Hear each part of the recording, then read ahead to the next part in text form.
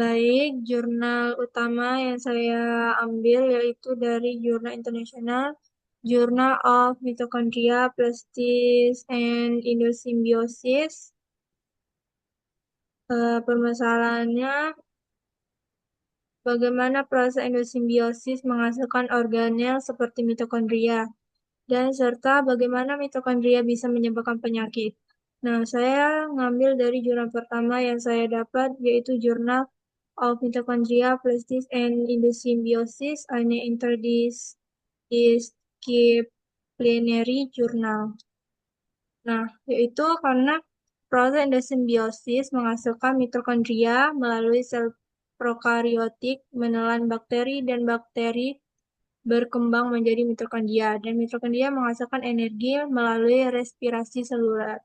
Nah, jelas peningkatan fungsi metabolik mendorong munculnya mitokondria dan selanjutnya plastid, penggabungan akriobacteri dan aproteobakteri melalui endosimbiosis atau simbiogenesis, menghasilkan sel eukariotik dengan mitokondria.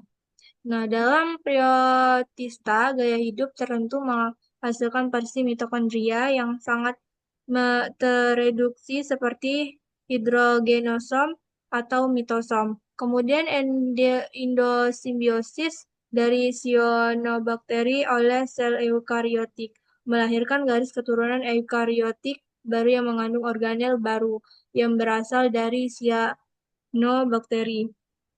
Ada berbagai varian dari organel fotosintesis ini, seperti cyanel pada glaukofit, rhodoples pada alga merah, atau kloroplas pada alga hijau dan tumbuhan. Tipe pembentukan organ ini disebut endosimbiosis primer.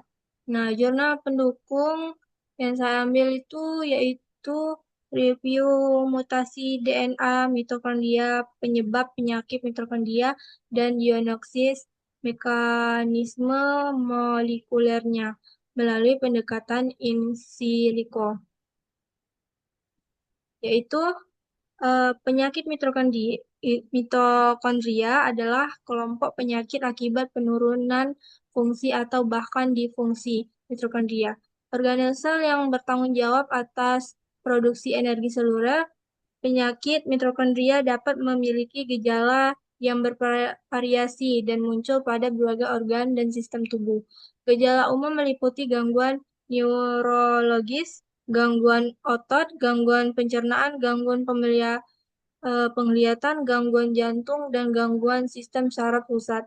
Penyakit mitokondria seringkali sulit untuk didiagnosis karena gejalanya yang beragam dan serupa dengan banyak kondisi lain, yaitu dari Russell et al. 2020, Shapiro 2006.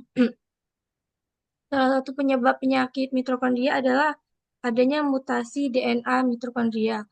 Kim et al. 2011, Wei and Lee 2003. DNA mitokondria mengandung sejumlah gen yang mengodekan protein-protein penting yang terlibat dalam proses produksi energi adenosin trifosfat ATP dalam proses rantai respirasi. Mutasi dalam gen-gen ini dapat mengubah struktur atau fungsi protein-protein tersebut. Mutasi dalam gen mitokondria dapat jadi penyebab penyakit. Pertanyaannya, apa yang terjadi jika mitokondria mengalami gangguan? Itu sangat genetik dan terkadang diturunkan dalam keluarga. Gangguan ini dapat menyebabkan berbagai gejala mulai dari keterlambatan perkembangan dan gangguan pendengaran hingga kejang, stroke, gagal jantung, dan diabetes dalam berbagai kombinasi. Sekian dari saya, terima kasih.